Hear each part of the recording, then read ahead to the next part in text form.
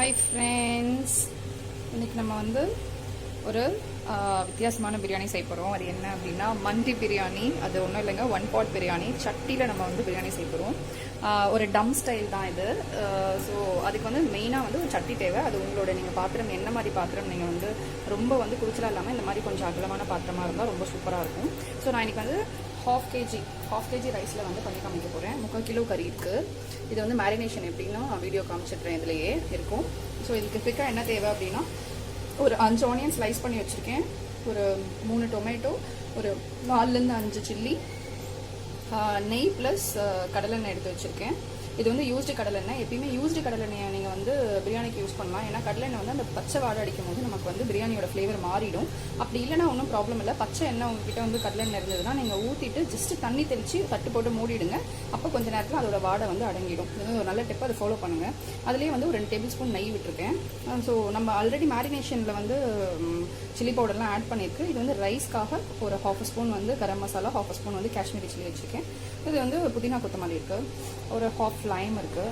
So அரிசி வந்து ஒரு 1/2 அன் ஹவர் நான் ஊற வச்சுட்டேங்க. ஊற வச்சு தனியாக ரைஸில் வந்து உப்பு போட்டு ஷாஹி ஜீரா, பட்டை, பிரிஞ்சி இலை, கல்பாசி, அன்னாச்சி பூ, அதுக்கப்புறம் வந்து பட்டை, ஏலக்காய், கிராம்பு மட்டும் நான் போடலை, நான் அதை போட்டுடுறேன். ஸோ இது வந்து பாயில் ஆகட்டும். இதுவும் வந்து ஒரு ப்ராசஸ் இருக்குது, நான் சொல்கிறேன், இருக்கட்டும். ஓகே, இப்போ நான் வந்து கிராம்பும் போட்டுட்டேன். இது வந்து மூடி வச்சிடலாம். மூடி வச்சுட்டு இது வந்து நல்லா வந்து கொதிக்கட்டும். இப்போ நம்ம வந்து சட்டி வந்து நல்லா வந்து சூடாகிடுச்சு. இப்போ இதில் நெய் ப்ளஸ் ஆயில் இது வந்து மொத்தமாகவே ஃபில் பண்ணிடலாம். லாஸ்ட்டாக நம்ம தம் போடுறதுக்கு முன்னாடி வந்து இது வந்து கீ வந்து சேர்ப்போம். அதனால தான் இதில் 2 டேபிள் ஸ்பூன் சேர்த்துருக்கேன். டோட்டலாக நமக்கு வந்து ஒரு 3லேருந்து 4 டேபிள் ஸ்பூன் வந்து தேவைப்படும். ஓகேங்களா? இது வந்து நல்லா இப்போ வந்து சுடின்னு காயலாம். எண்ணெய் வந்து நல்லா காஞ்சிடுச்சு. இப்போ நம்ம வந்து வெறும் ஆனியன்ஸு, பாதி ஆனியன்ஸு ஃபஸ்ட்டு வந்து நல்லா வந்து ஃப்ரை பண்ணி எடுத்துக்க போகிறோம். எதுக்காக பாதி ஆனியன் நம்ம வந்து ஃபஸ்ட்டு வந்து ஃப்ரை பண்ண போகிறோம் அப்படின்னா, அதை வந்து நம்ம ரைஸ் மேலே டம் போடுறதுக்கு யூஸ் பண்ணுறதுக்கு.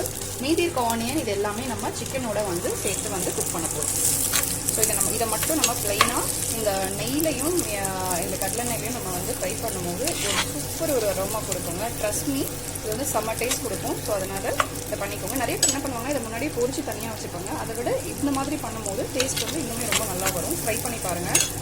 ஸோ இது நல்லா வந்து ப்ரௌன் ஆகட்டும். அது வரையும் பொறுமையாக வணக்கிக்கலாம். ஒரு வெங்காயம் வந்து நல்லா ப்ரௌனிஷாக வரணும்னா கொஞ்சம் சால்ட்டை சேர்த்துக்கலாம்.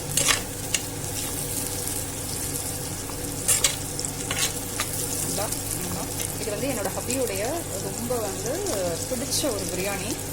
அவருடைய ரொம்ப ஃபேவரட் டிஷ் அது. ஸோ அதனால் இன்றைக்கி வந்து இதை வந்து பண்ணிடலாம். கிளைமேட்க்கு வந்து ரொம்ப நல்ல ஒரு ஹாட்டாக சர்வ் பண்ணும்போது ரொம்ப சூப்பராக இருக்கும். எங்கள் வீட்டில் இந்த அண்டியே இன்றைக்கி காலியாக போகுது. ஸோ வெயிட் பண்ணி பார்ப்போம். பாருங்கள், நல்லா வந்து ஃப்ரை ஆகிட்டுருக்கு. நல்லா வந்து கலர் சேஞ்ச் ஆகிடுது. நல்லா முறுமுறுன்னு ஃப்ரை பண்ணலாம், கொஞ்சம் மீடியமாகவும் பண்ணலாம். ஸோ இது நல்லா வந்து இன்னுமே ஒரு ஆல்ரெடி ஒரு 5 மினிட்ஸ் ஆகிருக்கு. இன்னும் ஒரு 5 மினிட்ஸ் ஆகட்டும். 5 மினிட்ஸ் ஆச்சுன்னா நல்லா வந்து இன்னுமே வந்து நல்லா வந்து வந்துடும், ஃப்ரை ஆகி வந்துடும். இருக்கட்டும். இங்கே பாருங்கள், இது வந்து கரெக்டாக நம்ம வந்து பிரியாணி தாளிக்க விடுறதுக்கு முன்னாடி ரைஸ் வச்சிங்கன்னா கரெக்டாக இருக்கும். ஸோ இதுவும் சைமல்டேனியஸாக பக்கத்துலேயே ஆயின்ருக்கு. ரெண்டுமே வந்து நல்ல அகலமான பாத்திரங்க. இந்த மாதிரி பாத்திரத்தில் வச்சுக்கோங்க, அப்போ தான் வந்து பெட்டர். இது வந்து இந்த டைப் ஆஃப் பிரியாணிக்கு ரொம்ப ஈஸி.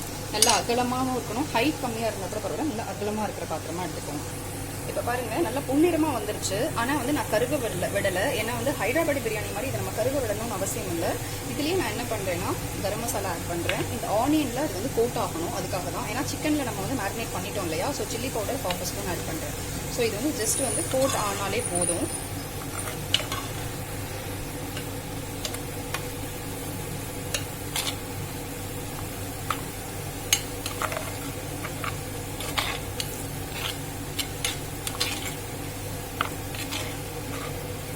அவ்வளோதான்.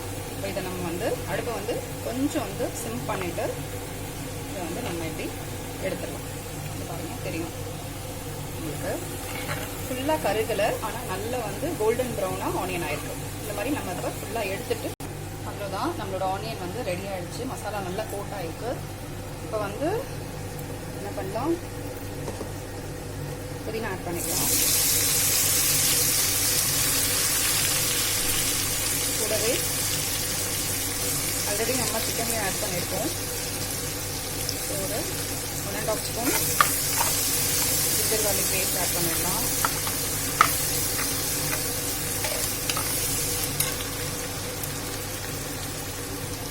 சில்லிஸ் ஆட் பண்ணிடலாம்.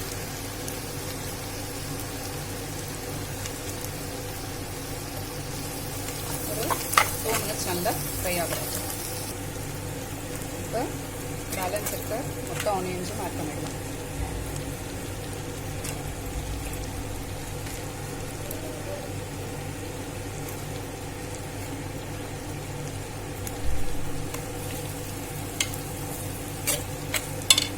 இதுவும் நல்லா ப்ரௌன் ஆகிற வரையும் ஃப்ரை பண்ணலாம். ஓகே, சிக்கன் வந்து நான் வந்து 3/4 கிலோ எடுத்திருக்கேன். 1/2 கிலோ அரிசிக்கு வந்து 3/4 கிலோ எடுத்திருக்கேன். இதை நம்ம இப்போ வந்து மேரினேஷன் எப்படின்னு பார்க்கலாம். இது வந்து ஹோம்மேட் கர்டு பாருங்கள் எவ்வளோ டெண்டராக இருக்குது. ஸோ ஒரு 2 டேபிள் ஸ்பூன் நான் ஆட் பண்ணுறேன். அதாவது இல்லைனா ஒரு 1/2 கப்புன்னு ஞாபகம் வச்சுக்கோங்க. 1/2 கப்பு தயிர். ஓகே, 1/2 கப்பு தயிர், ஒரு 2 டேபிள் ஸ்பூன் அளவுக்கு இஞ்சி பூண்டு பேஸ்ட்டு, கொஞ்சம் கரம் மசாலா,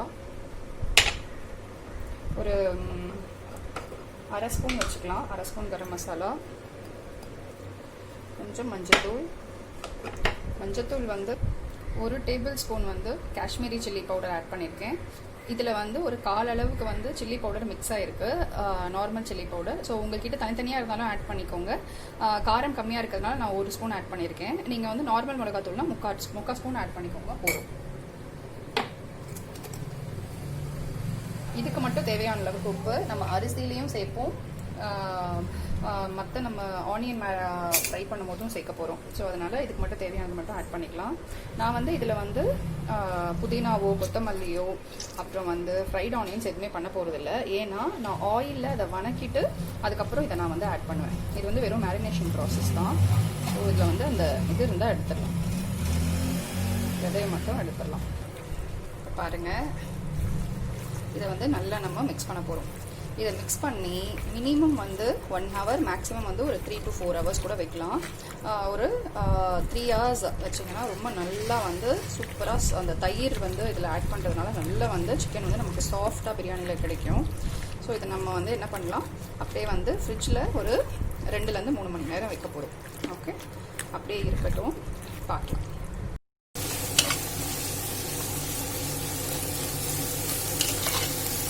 நல்லா வந்து ஆனியன்ஸ் வந்து நல்லா ஃப்ரை ஆகுது.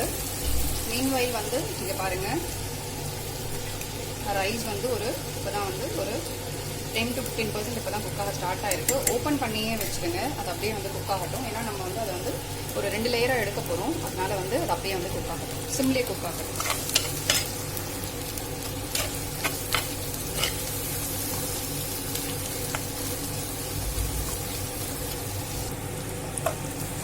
இப்போ வந்து நம்ம டொமேட்டோஸும் ஆட் பண்ணிடலாம்.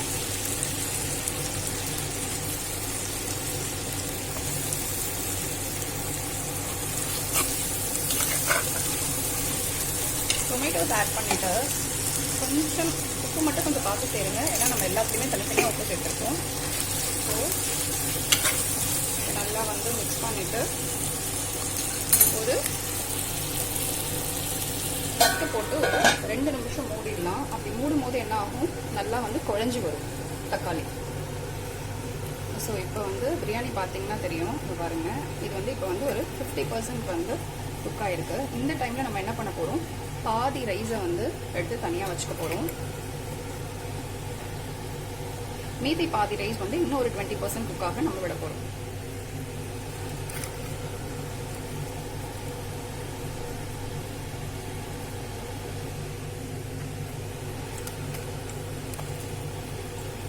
ஓகே, இப்போ இந்த ரைஸ் வந்து இப்படியே வச்சிடலாம். இந்த ரைஸை மட்டும் நம்ம இன்னும் ஒரு 10 to 20% வந்து நம்ம குக் பண்ண போகிறோம். இருக்கட்டும், பார்க்கலாம். இப்போ பாருங்கள், நல்லா வந்து தக்காளி வந்து நல்லா வந்து குறைச்சலாகிடுச்சு. ரொம்ப ஸ்மாஷ் பண்ணணும்னு அவசியம் இல்லை. அது நல்லா வந்து சாஃப்டான தன்மை வந்தாலே போதும். இந்த டைமில் நம்ம வந்து மேரினேட் பண்ணி வச்சுட்டு சிக்கனை வந்து இதில் சேர்த்துக்கலாம். இதுதான்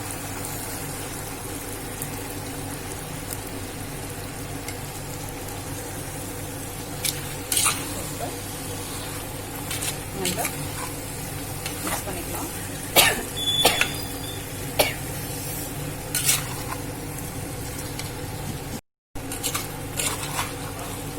இப்போ ஒரு 5 மினிட்ஸ் மூடி போட்டு வைக்கலாம்.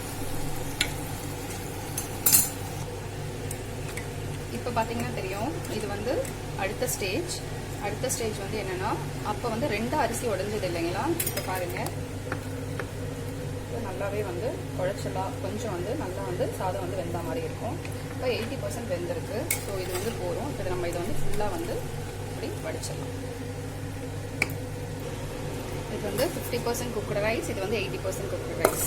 ஸோ அப்படியே இருக்கட்டும்.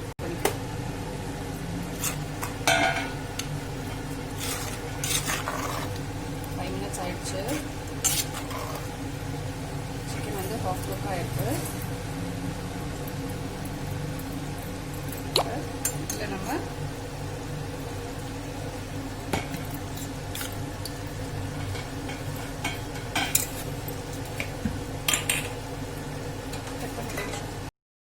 இது வந்து 50% வந்து குக்குடு ரைஸ்.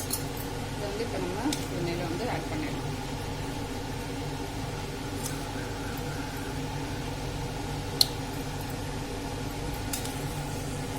ஆட் பண்ணிவிடு. இதை நம்ம இப்படி இது பண்ணிக்கலாம். பண்ணிட்டு மேலே கொஞ்சம் புதினா கொத்தமல்லி, கொஞ்சம் ஃப்ரைட் ஆனியன்ஸ், கொஞ்சம் சாஃப்ரான பாலில் மிக்ஸ் பண்ணி வச்சுருக்கேன், அது கொஞ்சம் ஃபுட் கலர், லைட்டாக லெமன். இப்போ 80% குக்கான ரைஸை நம்ம திருப்பி மேலே வந்து குக் பண்ணுறோம்.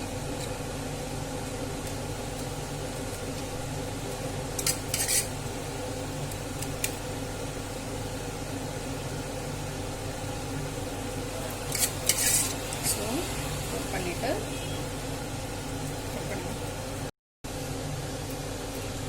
குக் பண்ணியாச்சு. சேம் அதே மாதிரி சாஃப்ரான், சேம் அதே ப்ரொசீஜரில்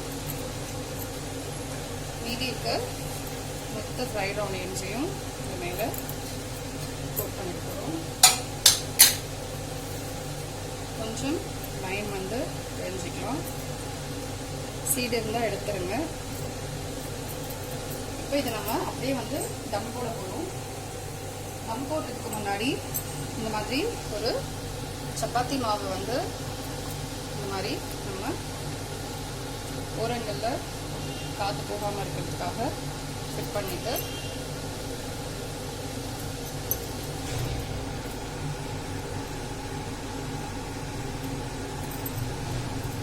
வச்சுருக்கோம். வச்சுட்டு நல்லா டைட்டாக, அவ்வளோதான். கரெக்டாக ஒரு 20 to 25 மினிட்ஸில் மீடியம் ஃப்ளேம் வச்சுக்கோங்க. லாஸ்ட்டு 5 மினிட்ஸ் சிம்மில் வச்சுட்டு பார்க்கலாம். நம்மளோட சூப்பரான 1 pot பிரியாணி ரெடி ஆயிடும். ஸோ இப்போ வந்து 20 மினிட்ஸ் ஆகிடுச்சு. ஆஃப் பண்ணி ஒரு 2 to 3 மினிட்ஸ் ஆறுது. ஸோ எப்பயுமே ஆஃப் பண்ணிவிட்டு உடனே ஓப்பன் பண்ண வேண்டாம், கொஞ்சம் நேரம் கழிச்சு ஓப்பன் பண்ணலாம். இப்போ இந்த ஓரங்களை வந்து இப்படி நம்ம பிரிச்சிடலாம். இதை நம்ம இப்படி ஃபுல்லாக இப்படி ஒரு கத்தி வச்சு பிரிச்சுட்டு பார்க்கலாம்.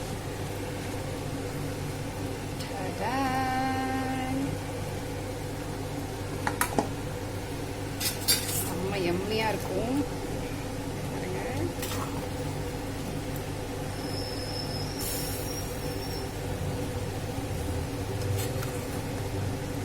அவ்வளோதான்.